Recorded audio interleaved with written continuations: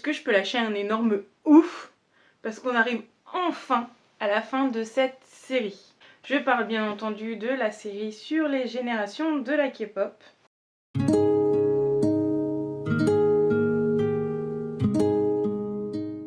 Bon, on s'arrête à la 4e, parce que là c'est déjà très flou, puisque la fin de la 4e, voire la 5e, c'est chacun son opinion.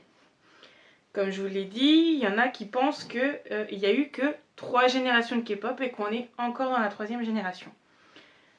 On est plus à penser qu'on est dans la 4e génération, qu'il y a eu quand même quelques évolutions qui font qu'on est à la 4e génération.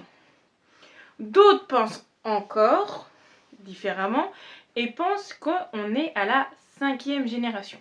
Moi, je vais m'arrêter sur la 4e génération, puisque quand j'ai fait mes recherches, et vous allez voir dans le script, c'est que plus on se rapproche de notre année ici, 2024, moins il y a d'informations. Donc je me suis dit, je vais m'arrêter à 4, parce que ça sert à rien que je fasse une 5e, où je raconte soit que des conneries, ou que il se passe quoi, que dalle. Donc on s'arrête ici. Mais, comme je le dis d'habitude, chacun son opinion. Si vous pensez qu'il y a une 5e génération, tout droit, tout honneur. Ceux qui pensent qu'il n'y en a que 4, c'est pareil. Ceux qui pensent qu'il n'y en a que 3, pareil. Mais donc là, on va conclure et voir l'évolution. Du coup, là, vous pouvez faire toutes les vidéos si vous voulez. Vous avez la K-pop jusqu'à aujourd'hui. La 4e génération commence en 2017. Donc pareil, là, c'est une date approximative que j'ai prise sur dont toutes mes infos viennent d'internet, mais c'est la date que j'ai vue le plus sur internet. Donc la 4e génération commence en 2017 et c'est la génération où les fans et les groupes, les agences vont maîtriser tout ce qui est plateforme de streaming, YouTube, tout ça. Et aussi la génération qui va voir les réseaux sociaux prendre une place très importante. Puisque jusqu'à maintenant, vous avez pu voir que les promotions se faisaient souvent les 3/4 sur les plateaux télé, les émissions, les shows musicaux. Mais la 4e génération arrive avec les réseaux sociaux, Instagram, TikTok, Twitter, mais Twitter c'est plus les agences qui servent de Twitter. Et donc du coup on va voir que les groupes maintenant ont intégré les réseaux sociaux dans la généralité de leur promotion. Un autre sujet très important, c'est que donc déjà fin de 3e, mais plus particulièrement en 4e génération, on a ce que l'on appelle l'américanisation des groupes de K-pop. Tout simplement, c'est que beaucoup de nouveaux groupes sont créés et pensés pour plaire à une audience plus internationale et ont des rythmes plus reggaeton et latino pour correspondre à la musique pop américaine actuelle. Donc c'est plus pour rentrer dans le moule. Par exemple, dernièrement, BTS, leur dernière musique, on a eu Permission to Dance, Butter et il manque l'autre, Dynamite. 3 chansons anglaises, totalement anglaises, dans le style américain, pour les Américains. Ça a été fait pour autre chose que la K-pop. On a beaucoup de groupes, surtout les groupes de la 4e génération maintenant, qui débutent donc avec des sons totalement coréens, ou alors, donc les titres sont en anglais, il y a beaucoup plus d'anglais que de coréen dans les musiques, et il y en a certains même qui ont des versions anglaises de leur musique dès leur départ. Et puis bien sûr, il ne faut pas oublier que les groupes de la 4e génération ont été frappés par le Covid, ce qui a fait que les agences, les groupes ont dû se débrouiller pour continuer à vivre pendant cette période. 2017 est une année qui marque un tournant au niveau réseaux sociaux, puisque au niveau des awards de tout ça, on a beaucoup de prix qui sont remis par rapport aux réseaux sociaux. Et donc du coup les fans de K-pop ne vont pas passer à côté de ça, puisque sur les réseaux sociaux ils vont partager de nombreuses fancams et surtout comprendre le fonctionnement des hashtags. Le fandom le plus actif sur les hashtags, tout ça, ça a été les ARMY. Pas étonnant, puisque les ARMY sont un des fandoms le plus gros de la K-pop, donc c'est moins difficile pour eux qu'un petit groupe. En effet, avec plus de 300 millions de hashtag BTS utilisés, BTS sera le premier groupe de K-pop à gagner le Top Social Artist Award au Billboard Music Awards de 2017. De plus, leur clip DNA sera la première vidéo YouTube à atteindre les 20 millions de vues en 24 heures. 2017 marque aussi l'arrivée de pas mal de groupes. La saison 2 de Produce 101, la plus regardée parmi les 4 saisons avec une audience de 6% pour l'épisode final, permettra de lancer le groupe 101. Le groupe sera le plus gros succès de la franchise avec même un World Tour en 2018. C'est d'ailleurs une première puisque le 101 gagnera son premier prix 9 jours après la sortie de leur chanson énergétique. Donc après 2017, on passe à 2018 et là le monde va se rendre compte de l'influence des réseaux sociaux et de la K-pop grâce à Instagram, Twitter, YouTube et TikTok. Le point culminant de l'invasion de la K-pop, j'ai envie de vous dire, sur les réseaux sociaux, c'est le groupe BTS est invité en 2018 à faire un speech aux Nations Unies pour parler de la jeunesse et de l'éducation. Discours qui a fait connaître un peu plus la K-pop, mais je trouve que ça a montré aussi au monde que les idoles ne font pas que de la musique, mais sont aussi représentants de diverses causes. Encore plus important que l'influence, c'est les fans, et à partir de 2018, le nombre de fans va augmenter. Donc on a déjà une ouverture des esprits sur tout ce qui est la K-pop. Ce n'est plus cette fameuse musique de chinois écoutée par les nerds des établissements ou des exclus de la société. La K-pop s'ouvre et de plus en plus de monde l'écoute. Donc on a des fandoms qui grossissent, des fans du coup qui arrivent en nombre.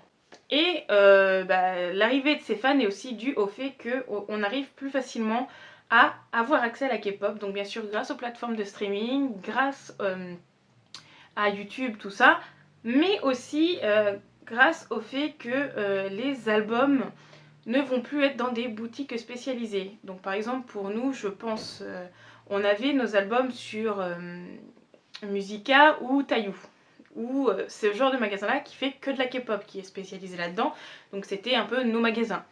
Et à partir de 2018, ça va se généraliser et on va de plus en plus trouver des albums de K-pop dans les espaces culturels Leclerc, quelquefois dans les carrefours, au Cultura et des fois on a même des rayons dédiés. Par exemple, si je prends le Leclerc de ma ville, j'ai un rayon K-pop qui est quand même un petit peu beaucoup fourni. On a un petit peu de tout et donc en Europe, on a ce genre de magasin-là et par exemple aux États-Unis, les Target ont les albums. D'ailleurs, Target s'est fait plusieurs fois attraper par certains fans puisqu'ils mettaient les albums avant la sortie officielle. Twice a gagné le Song of the Year au Mnet Asian Music Awards durant 3 années de suite, faisant d'elle le groupe ayant gagné le plus de fois le titre devant des groupes comme 21 et Big Bang. Un autre succès de 2018, Love Scenario de Hycon. Le rythme entraînant de la chanson fera son succès surtout auprès des écoliers et des collégiens, pour qui la mélodie sera facile à retenir. La chanson sera même bannie au cours au lycée par des professeurs car trop entraînante pour les lycéens. Hycon gagnera 2 fois le Song of the Year au Melon Music Award et au Golden Disc Awards. Et également dans le top 20 des meilleures chansons de 2018, on a le droit à Red Velvet avec Bad Boy. Très différente de Red Flavor qui représente le côté red du groupe, à savoir l'originalité, le fun et les couleurs, Bad Boy représente plus le côté velvet, sexy, dark et plus R&B. Monsta X est comme BTS, un groupe qui se fera plus connaître à l'international que en Corée. En 2017, ils feront leur premier World Tour dans 16 villes différentes dont Paris, Moscou, sans même avoir gagné un seul prix dans les shows musicaux coréens. Ils gagneront pour la première fois avec Dramarama, leur comeback de novembre, à leur retour de tournée mondiale. D'ailleurs, allez écouter Dramarama, c'est une très bonne introduction à Monsta X je trouve et c'est vraiment une petite pépite. Si on voyait pas ça les années d'avant, 2018 marque aussi le tournant et on voit que la K-pop ne s'adresse plus seulement à la Corée du Sud, mais plus au marché extérieur, aux fans extérieurs. Une petite agence lance 80s avec des clips comme celui de Treasure et celui de Pirate King, tournés au Maroc et avec des décors désertiques ou luxuriants qui créeront tout un univers autour d'eux. Un autre rookie de 2018 qui a une petite place dans mon cœur, c'est Stray Kids. Un de mes groupes préférés, et Stray Kids vient de la JYP. Et c'est le premier groupe un peu self-made, fait par eux-mêmes, puisque la JYP n'a pas choisi les membres du groupe, mais c'est plutôt Chan, le leader, qui a choisi de s'entourer de ces garçons-là, et ils ont débuté ensemble. D'ailleurs, il y a le survival du nom de Stray Kids qui explique en fait leur cheminement jusqu'à leur début. Si les boys groups se concentrent sur des concepts plutôt forts avec des mouvements de danse impressionnants et très féroces, les girls groups à partir de 2018 ne passent plus par la phase cute au lancement. En effet, le concept cute est abandonné en 2018 pour des nouveaux groupes. Et on voit l'apparition de deux nouveaux concepts qui plaisent au public. Innocent et élégant comme Twice, ou Girl Crush comme les Blackpink. Luna est d'ailleurs un groupe qui fait partie de ce côté innocent, tout ça. Et le groupe sera lancé en 2018. Et attention, je vous ai parlé du record des EXO avec leur teaser.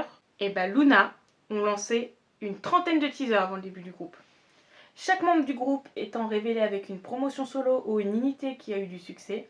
L'attente était donc réelle. Elle débute avec Hi Hi. La chanson sera classée dès sa sortie 11e dans le classement US World Digital Song Sale. Février 2019, c'est la période la plus critique pour la K-pop puisque 2019 rime avec le scandale du Burning Sun.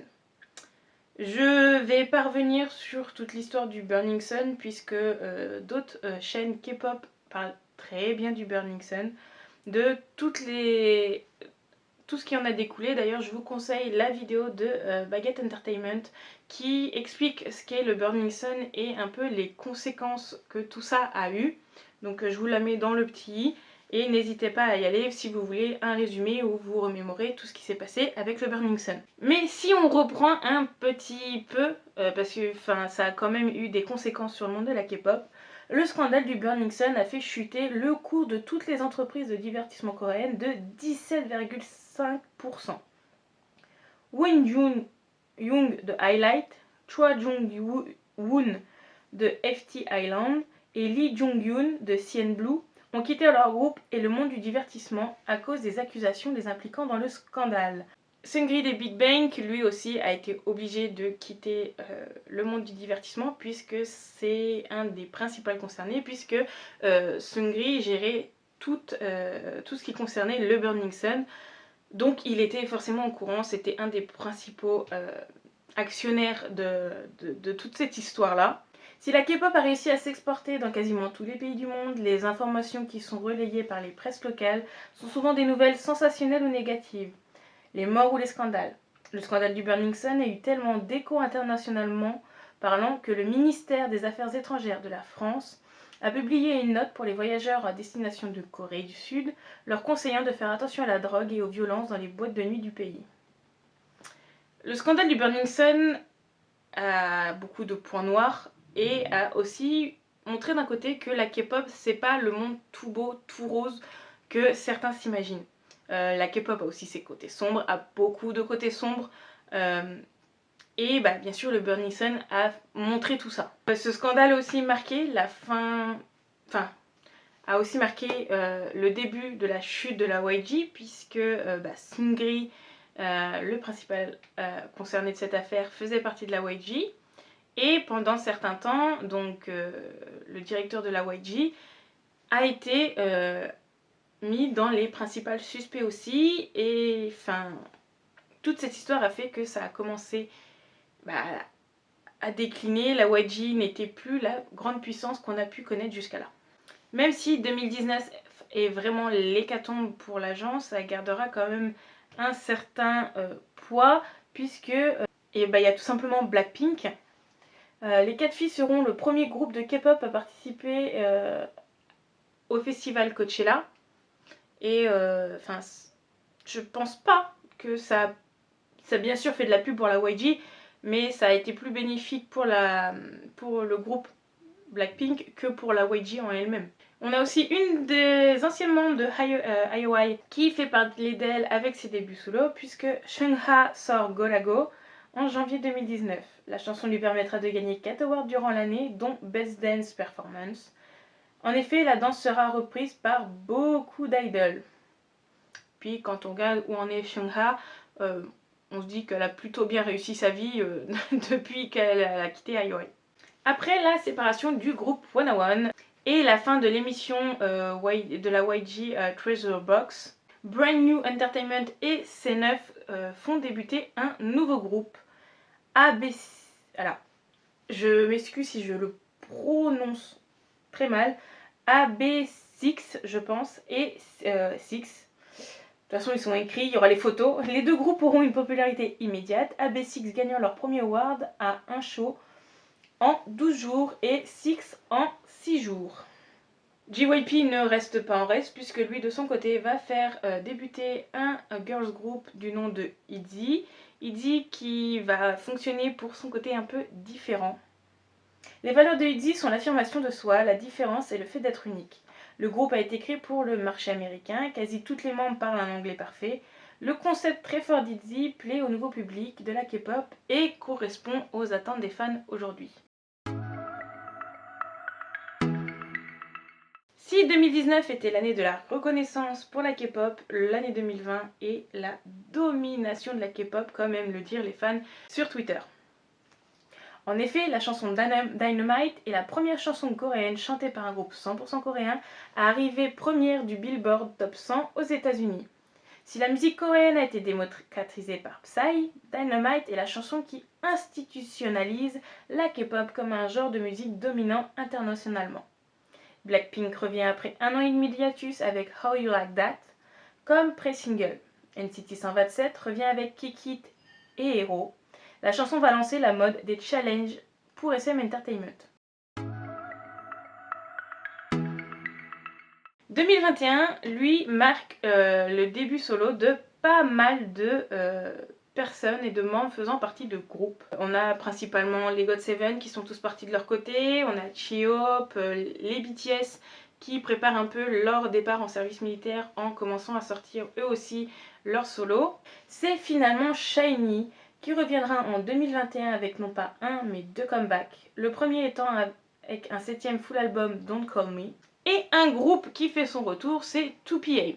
Un des groupes phares de la seconde génération qui nous vient tout droit de la JYP, qui viendra s'ajouter à la liste des groupes légendaires qui sont revenus en 2021. Starship font débuter IVE le 1er décembre et le succès est immédiat. Si la présence de Wonyoung et Yoonjin y est pour quelque chose, c'est aussi le concept que les fans couvriront de fleurs. Très rapidement, elles décrochent leur première victoire. Les musiques de IVE sont des pépites. Mais cette année-là marque aussi la séparation des groupes comme G-Friend ou encore iZone. Et un petit miracle de cette année 2021, c'est tout simplement Brave Girl. Brave Girl, c'est un groupe qui commençait à s'essouffler et qui n'était pas loin du disband. Mais miraculeusement, leur chanson Rolling Rolling a fait le buzz d'un coup, s'est retrouvé sur TikTok à faire des trends, mais même ceux qui ne connaissaient pas la K-pop le faisaient. Et bah ça a tout simplement relancé leur carrière. En 2020-2021, presque tout le monde est à l'arrêt puisque Covid oblige, les 3/4 du monde se retrouvent en isolement, on est obligé de rester chez nous. Et il fallait bien trouver un moyen pour que la K-pop continue, la K-pop ne pouvait pas s'arrêter. Et c'est donc les agences qui vont mettre en place des concerts en ligne. On achète notre billet, on les regarde en ligne.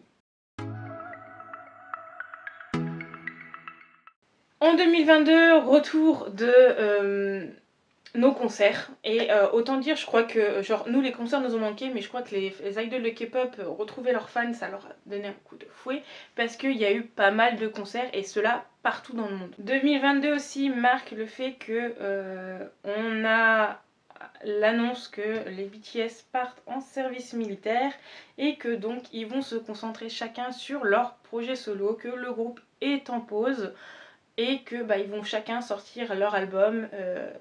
J-Hope, RM en premier.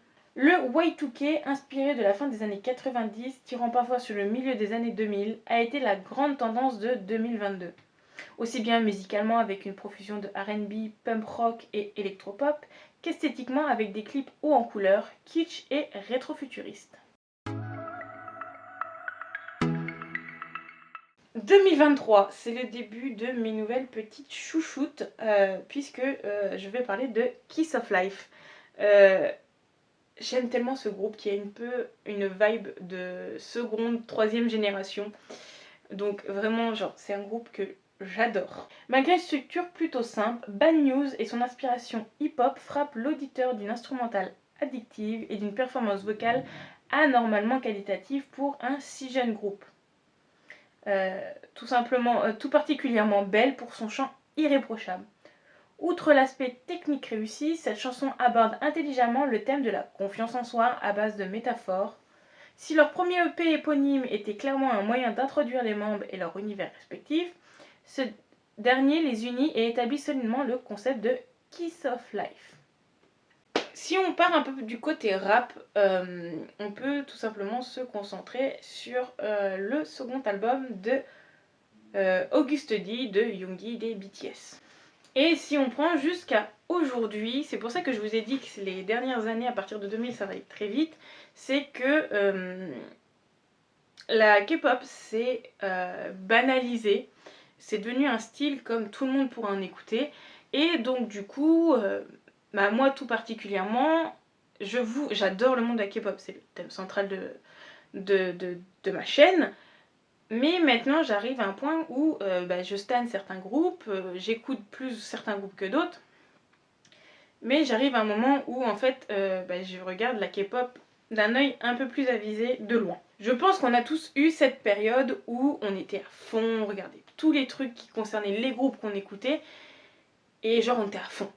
C'est un peu la période, certains appellent ça leur période honteuse, où on avait tous nos t-shirts avec nos bias, des trucs comme ça. Mais je sais pas si c'est le fait de grandir ou pas, on prend un certain recul sur tout ça, et c'est pour ça que je vous ai pas mis beaucoup d'informations selon les dernières années, puisque j'ai pris ce recul là, et je m'intéresse beaucoup plus à... Bon, je m'intéresse toujours à tout ce qui est musique, idol, tout ça, mais je m'intéresse un peu plus aussi au fonctionnement qu'il y a derrière, tout ce qui se passe derrière. Vous venez vous raconter ce genre de trucs là, vous voyez la ligne éditoriale de ma chaîne, c'est ce genre de choses là que j'adore voir dans la K-pop. Bon, pas les scandales, attention, mais je suis plus maintenant intéressée par le fonctionnement derrière que par la K-pop en elle-même.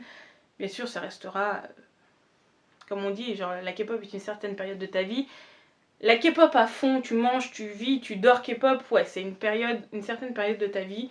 Mais je pense que quand tu écoutes de la K-pop, tu arrives toujours à en écouter un peu. Ça fera toujours partie de ta vie intégrante de toi, je pense. Enfin, on arrive enfin à la fin de cette vidéo, à la fin de cette série de vidéos. J'ai adoré vous la faire. Même si ça a été un gros morceau à sortir, hein, les informations, tout ça, rechercher, c'est quand même, il fallait dépoter quoi. J'en avais mis une par mois pour pas que ça vous fasse trop, parce que c'est un type de vidéo qui ne plaît pas à tout le monde. Mais j'espère que ça vous aura plu. Donc j'ai pas parlé de 2024 puisque on est encore en 2024, il peut encore se passer des choses. Donc voilà, après est-ce qu'il y aura d'autres vidéos? Si je suis encore présente sur YouTube, il se peut qu'il y ait une vidéo sur la 5e génération, ça c'est sûr. Mais bon, il y a encore le temps, hein, parce que si une 5e génération il y a, où elle se termine, ça sera peut-être dans plusieurs années, donc voilà. Mais en tout cas, j'espère que cette série de vidéos vous aura plu. Si, comme d'habitude, j'ai oublié certains trucs que vous trouvez importants et que je vois que c'est vraiment important à mettre dans l'histoire de la K-pop, j'épinglerai en commentaire. Et puis je vous souhaite une bonne journée, une bonne soirée en fonction de l'heure à laquelle vous regardez cette vidéo. Et surtout, prenez soin de vous.